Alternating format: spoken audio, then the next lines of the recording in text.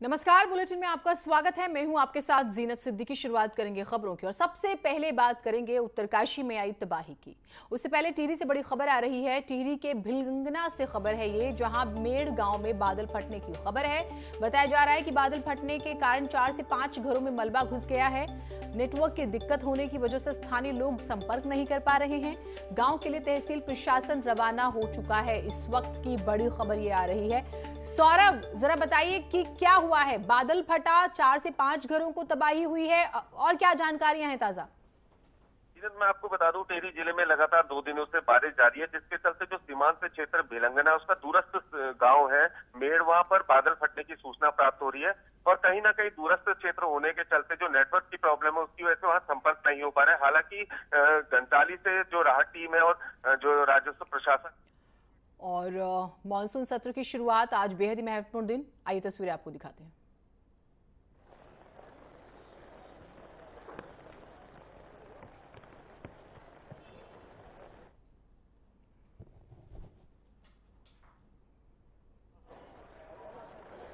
Vaccine का कम से कम 1 dose लग गया होगा, लेकिन उसके बावजूद भी मेरी आप सब मित्रों से प्रार्थना भी है, सदन में भी सभी साथियों से प्रार्थना है कि हम सब कोरोना प्रोटोकॉल का पालन करने में सहयोग दें। अब ये वैक्सीन जो है बाहू पर लगती है, और जब वैक्सीन बाहू पर लगती है तो आप बाहुबली बन जाते हैं। और कोरोना के खिलाफ लड़ने के लिए बाहुबली बनने का एक ही उपाय है कि आपके बाहू पर वैक्सीन लगवा दीजिए। अब तक 40 करोड़ से ज्यादा लोग कोरोना के खिलाफ लड़ाई में बाहुबली बन चुके हैं। आगे भी बहुत तेज गति से इस काम को आगे बढ़ाया जा रहा है। ये पैंडेमिक ऐसी महामारी है जो पूरे विश्व को अपनी चपेट में लिया हुआ है, पूरी मानव जात को अपनी चपेट में लिया हुआ है। और इसलिए हम चाहते हैं कि संसद में भी इस पैंडेमिक के संबंध में सार्थक चर्चा हो, सबसे प्राथमिकता देते हुए इसकी चर्चा हो और सारे व्यवहारू सुझाव सभी माननीय सांसदों से मिले, ताकि पैंडेमिक के खिलाफ लड़ाई में बहुत नयापन भी आ सकता है, कुछ कमियां रह गई हो तो उसको भी ठीक किया जा सकता है और इस लड़ाई में सब साथ मिलकर के आगे बढ़ सकते हैं। मैंने सभी फ्लोर लीडर से भी आग्रह किया है कि अगर कल शाम को वे समय निकालें तो पैंडेमिक के संबंध में सारी विस्तृत जानकारी उनको भी मैं देना चाहता हूं। तो हम सदन में भी चर्चा चाहते हैं और सदन के बाहर भी सभी फ्लोर लीडर से, क्योंकि लगातार मैं मुख्यमंत्रियों से मिल रहा हूं, अलग अलग फोरम में सब प्रकार की चर्चा हो रही है, तो फ्लोर लीडर से भी मैं चाहता हूं कि सदन चल रहा है तो एक सुविधाजनक होगा, तो रूबरू मिलकर के उसकी बात होगी। साथियों, ये सदन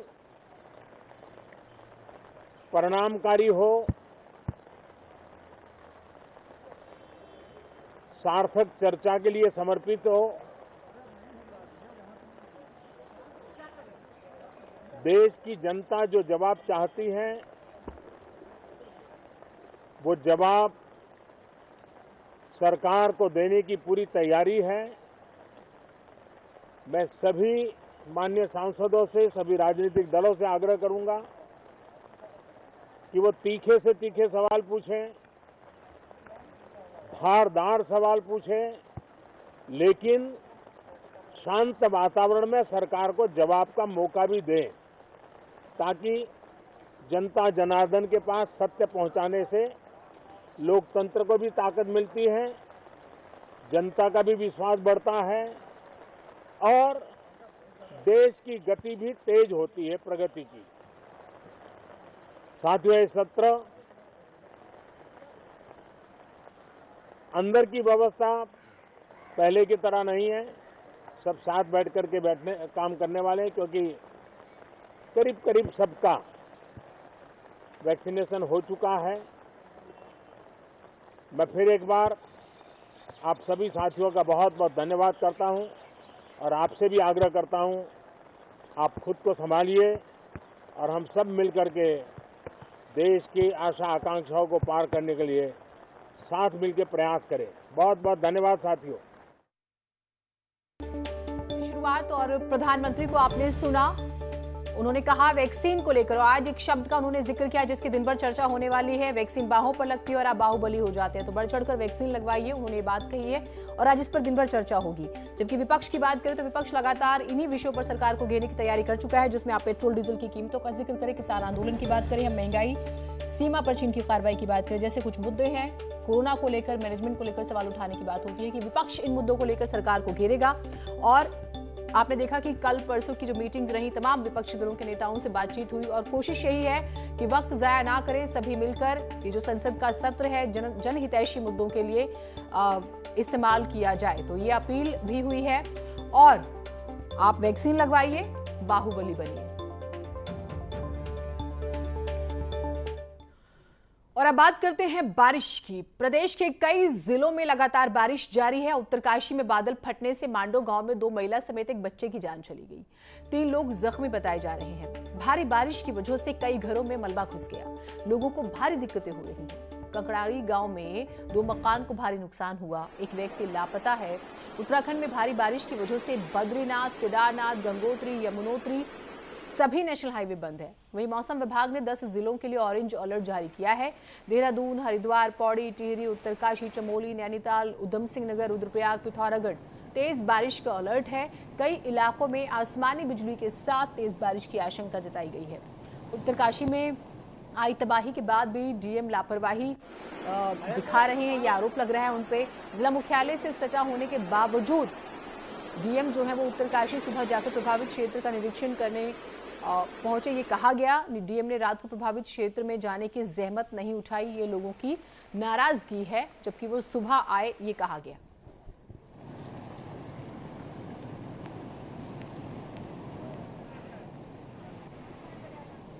तो देखिए, तकरीबन 61 से ज्यादा सड़कें बंद हैं, कनेक्शन टूट गया है उनका। नेशनल हाईवेज बंद हैं, बद्रीनाथ, केदारनाथ, गंगोत्री की हम बात कर रहे हैं, नेशनल हाईवे बंद है। अभी 10 दिन का और अलर्ट जारी है, खासतौर से 10 से 12 जिले जो हम आपको लगातार बता भी रहे हैं, वहां पर आपको ज्यादा अलर्ट रहने की जरूरत है। और अभी ये बारिश और होगी। हमारे कुछ रास्ते इस एरिया में बंद भी हो रखे हैं और अभी भी पानी का बहाव काफ़ी तेज़ है। इसमें 3 लोगों की जान गई है अभी तक, जो हमको रिपोर्ट मिली है, और रेस्क्यू अभियान अभी भी चल रहा है। 2-3 घरों को क्षति भी हुई है। रास्ते खोलने का काम चल रहा है, बिजली आपूर्ति का काम आधा हो चुका है। पेयजल की लाइनें कुछ क्षति, उनको भी हम ठीक करा रहे हैं और राशन वितरित करा रहे हैं। जितनी जल्दी हो सकता है हम नॉर्मल सी लाने का प्रयास। हाँ सर, हमारे यहाँ पे मकान था, थोड़ी दब गया सारा। दिख रहा है मकान? हाँ जी, मकान कहीं नाम परेशान नहीं, सारे पता है, कुछ नहीं दिखाई दे रहा है। वो कितने लोग दबे? लोग सर 3 हैं, 2 महिलाएं, एक बच्ची है सर। और भी भाग है सर। और सब ठीक है ना? और बाकी तो जनहानि तो नहीं हुई है? हाँ, जनहानि। उत्तराखंड में बारिश का कहर लगातार जारी है। वेदर डिपार्टमेंट ने अगले 24 घंटे में भी इसी तरह के हालात बने रहने की चेतावनी दी है। आप देख सकते हैं कि किस तरह से नदी नाले उफान पर आए हुए हैं। पूरे प्रदेश में 100 से अधिक सड़कें मलबा आने से लैंडस्लाइड के चलते बंद हो गई हैं। गंगोत्री, बद्रीनाथ, केदारनाथ, यमुनोत्री हाईवे भी लैंडस्लाइड के चलते जगह जगह बंद हैं। सबसे बड़ी घटना उत्तरकाशी में हुई है। यहाँ पर बादल फटने से कंकराड़ी और मांडो गांव के कई घरों में मलबा घुस गया है। तो मांडो में मलबे में दबकर 3 लोगों की मौत हो चुकी है। इसके अलावा उत्तरकाशी के कंकराड़ी में एक व्यक्ति अभी भी लापता बताया जा रहा है। एनडीआरएफ और एसडीआरएफ की टीमें लगातार सर्च एंड रेस्क्यू अभियान में जुटी हुई हैं। करीब 1.5 दर्जन घरों में मलबा घुसा है, तो 2 मकान पूरी तरह से वॉश आउट हो गए हैं। वेदर डिपार्टमेंट ने उत्तराखंड में अभी भी इसी तरह की हैवी से हैवी और एक्सट्रीमली हैवी रेनफॉल का अलर्ट जारी किया है। लोगों से ये अपील की जा रही है कि वो नदी तटों पर न जाएं या फिर पहाड़ के उन क्षेत्रों का रुख न करें जहां पर लैंडस्लाइड की घटनाएं सामने आ सकती हैं। कैमरा पर्सन भरत शर्मा के साथ सुनील नौप्रभात, न्यूज़ 18 देहरादून। वहीं हादसे पर सीएम पुष्कर धामी ने भी दुख जताया। उन्होंने बताया है, उन्होंने अपने ट्वीट में लिखा, उत्तरकाशी जनपद के ग्राम कंकराड़ी मांडो में अतिवृष्टि बादल फटने की दुखद घटना हुई है। जिला प्रशासन, एसडीआरएफ, पुलिस मौके पर पहुंच गए हैं। डीएम को राहत और बचाव कार्य शीर्ष प्राथमिकता पर करने के निर्देश दिए हैं। ईश्वर से प्रभावितों की कुशलता की कामना करता हूं। तो उत्तरकाशी जनपद खास तौर से प्रभावित हुआ है। मुख्यमंत्री ने ट्वीट भी किया, हर मदद का भी वो जिक्र कर रहे हैं। भारती हमारे साथ, हमारे सहयोगी जुड़ गई हैं। भारती, आप अभी कहां पर मौजूद हैं और जरा दिखाइएगा क्या स्थिति है, किस तरह का अलर्ट जारी किया गया, क्योंकि हम लगातार देख रहे हैं मुख्यमंत्री भी एक्टिव हैं। लेकिन एक बात, जब हम सुनील से बातचीत कर रहे थे तो ये बात आई थी कि अलर्ट तो पहले से भी था, लेकिन हमारी तैयारियां हो ही नहीं पाती और ये हर बार की बात है।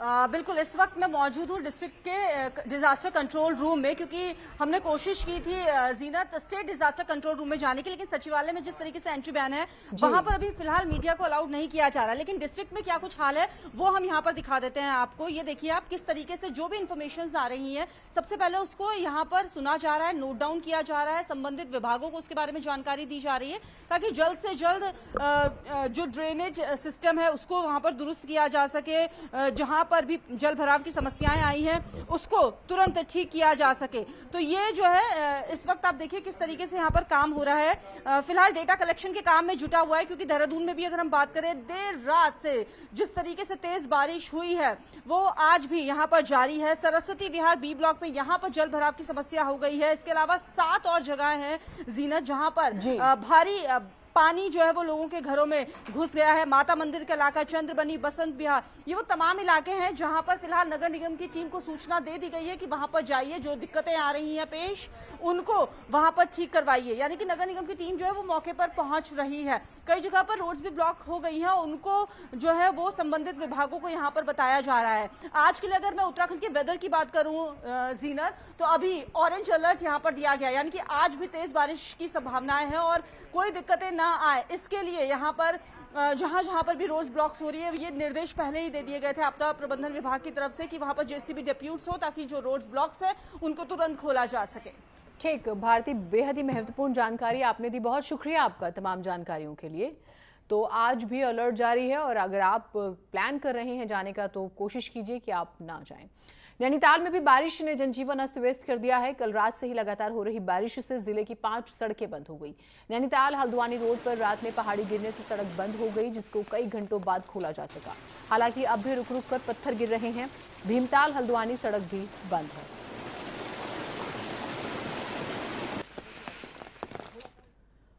उधम सिंह नगर के खटीमा में हाईवे की सड़क धंसने से एक ओवरलोडेड ट्रक नाले में गिर गया। हादसे में ट्रक में सवार 2 लोग जख्मी हुए हैं। देर रात का बताया जा रहा है यह हादसा। ट्रक मालिक के मुताबिक उत्तर प्रदेश के बहराइच से ये गेहूं खटीमा फ्लोर मिल में ला रहा था। फ्लोर मिल के पास ही अचानक सड़क धंसने की वजह से यह हादसा हो गया।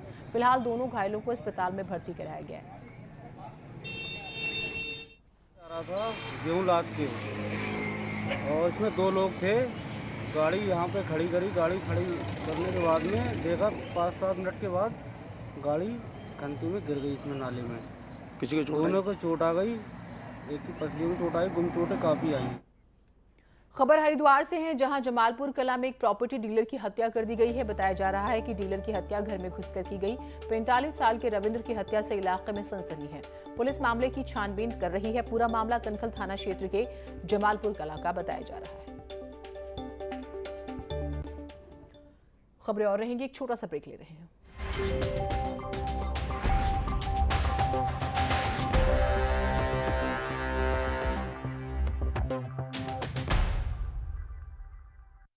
कि भी मिले आपको फास्ट अपडेट। देखिए यूपी एक्सप्रेस 100 सिर्फ न्यूज़ 18 उत्तर प्रदेश उत्तराखंड पर। जाति धर्म की सरकारों को मुद्दा भटका दिया जाए तो शोर बन जाता है। ये बीजेपी की फर्जी वैक्सीन नहीं है ना, ये मान लिया आपने। मुद्दा सलीके से उठाया जाए तो सवाल बन जाता है। पहले टीके को लेकर के डाउट पैदा किया, कहा कि पीएम लगवाओ, अब वो लगवा रहे हैं तो फिर उस पर सवाल उठा रहे हो, ये कैसी राजनीति कर रहे हो? सबसे बड़े सवाल, सबसे बड़ी बहस, महाबहस देखिए सिर्फ न्यूज़ 18 उत्तर प्रदेश उत्तराखंड पर। घरों से शहरों तक की हर पल की हर खबर न्यूज़ 18 के रिपोर्टर पहुंचाते हैं आप तक, ताकि कोरोना के साथ उसके वैक्सीनेशन की भी मिले आपको फास्ट अपडेट। देखिए यूपी एक्सप्रेस 100 सिर्फ न्यूज़ 18 उत्तर प्रदेश उत्तराखंड पर।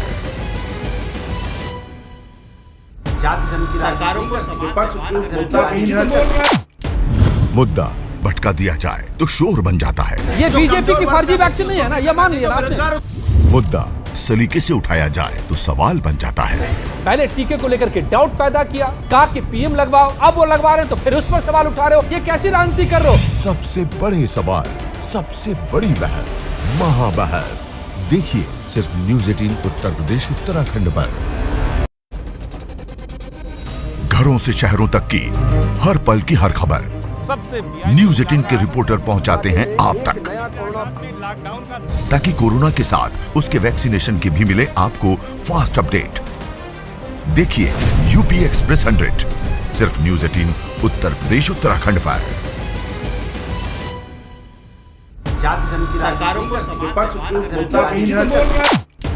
मुद्दा भटका दिया जाए तो शोर बन जाता है। ये बीजेपी की फर्जी वैक्सीन नहीं है ना, ये मान लिया आपने। मुद्दा सलीके से उठाया जाए तो सवाल बन जाता है। पहले टीके को लेकर के डाउट पैदा किया, कहा कि पीएम लगवाओ, अब वो लगवा रहे हैं तो फिर उस पर सवाल उठा रहे हो, ये कैसी राजनीति कर रहे हो? सबसे बड़े सवाल, सबसे बड़ी बहस, महाबहस देखिए सिर्फ न्यूज़ 18 उत्तर प्रदेश उत्तराखंड पर। घरों से शहरों तक की हर पल की हर खबर न्यूज़ 18 के रिपोर्टर पहुंचाते हैं आप तक, ताकि कोरोना के साथ उसके वैक्सीनेशन की भी मिले आपको फास्ट अपडेट।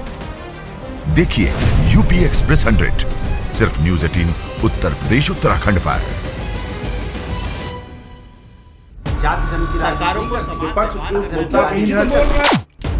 मुद्दा भटका दिया जाए तो शोर बन जाता है। ये बीजेपी की फर्जी वैक्सीन नहीं है ना, ये मान लिया आपने। मुद्दा सलीके से उठाया जाए तो सवाल बन जाता है।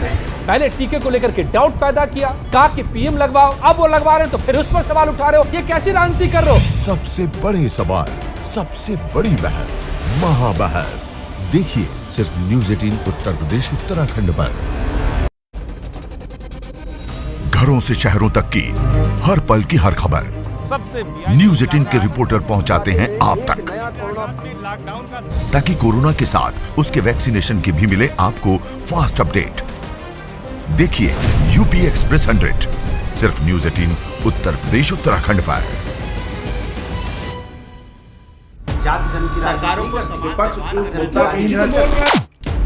मुद्दा भटका दिया जाए तो शोर बन जाता है। ये बीजेपी की फर्जी वैक्सीन नहीं है ना, ये मान लिया आपने। मुद्दा सलीके से उठाया जाए तो सवाल बन जाता है। पहले टीके को लेकर के डाउट पैदा किया, कहा कि पीएम लगवाओ, अब वो लगवा रहे हैं तो फिर उस पर सवाल उठा रहे हो, ये कैसी राजनीति कर रहे हो? सबसे बड़े सवाल, सबसे बड़ी बहस, महाबहस देखिए सिर्फ न्यूज़ 18 उत्तर प्रदेश उत्तराखंड पर। घरों से शहरों तक की हर पल की हर खबर न्यूज़ 18 के रिपोर्टर पहुंचाते हैं आप तक, ताकि कोरोना के साथ उसके वैक्सीनेशन की भी मिले आपको फास्ट अपडेट। देखिए यूपी एक्सप्रेस 100 सिर्फ न्यूज़ 18 उत्तर प्रदेश उत्तराखंड पर।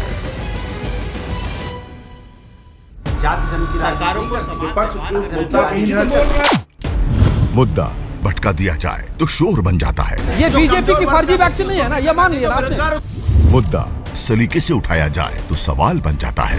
पहले टीके को लेकर के डाउट पैदा किया, कहा कि पीएम लगवाओ, अब वो लगवा रहे हैं तो फिर उस पर सवाल उठा रहे हो, ये कैसी राजनीति कर रहे हो? सबसे बड़े सवाल, सबसे बड़ी बहस, महाबहस देखिए सिर्फ न्यूज़ 18 उत्तर प्रदेश उत्तराखंड पर।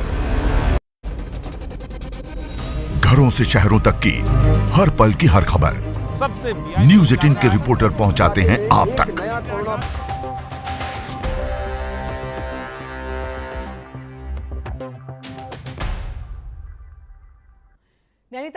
वीकेंड के साथ त्योहारों में भी बाइक की एंट्री बंद रहेगी। ईद के दौरान भी शहर में बाइक प्रतिबंधित है। नारायण नगर और रूसी बाईपास पर बाइक को रोककर पर्यटकों को शटल सेवा से नैनीताल भेजा जाएगा। इसके साथ ही नैनीताल में उन लोगों को एंट्री दी जाएगी जिनकी होटल में बुकिंग होगी और RT-PCR पर्यटकों के लिए जरूरी है। आज प्रदेश में सावन का पहला सोमवार है। जागेश्वर धाम में सुबह से ही भगवान शिव के दर्शन के लिए लंबी लाइन देखी गई। हालांकि पहले दिन 100 श्रद्धालुओं को पूजा करने की अनुमति दी गई। श्रद्धालु मंदिर परिसर में पूजा अर्चना कर रहे हैं। कोरोना संक्रमण की वजह से इस बार सीमित संख्या में श्रद्धालुओं को आने की इजाजत दी गई है। उत्तराखंड में सावन के पहले सोमवार पर शिव भक्तों ने मंदिरों में पहुंचकर जलाभिषेक किया। हालांकि इस दौरान कोरोना को लेकर सख्ती भी दिख रही है और लोगों को सैनिटाइज भी किया जा रहा है। सैनिटाइजेशन की व्यवस्था है। यहाँ पर सोशल डिस्टेंसिंग का पालन भी कराया जा रहा है। आधुनिकता के इस दौर में कुछ गांव ऐसे भी हैं जो मोबाइल नेटवर्क नहीं होने से देश दुनिया से कटे हुए हैं। इंटरनेट तो बहुत दूर की बात है, इन गांवों के लोगों को मोबाइल पर बात करने के लिए भी 4 से 5 किलोमीटर दूर जाना पड़ता है। देखिए जरा।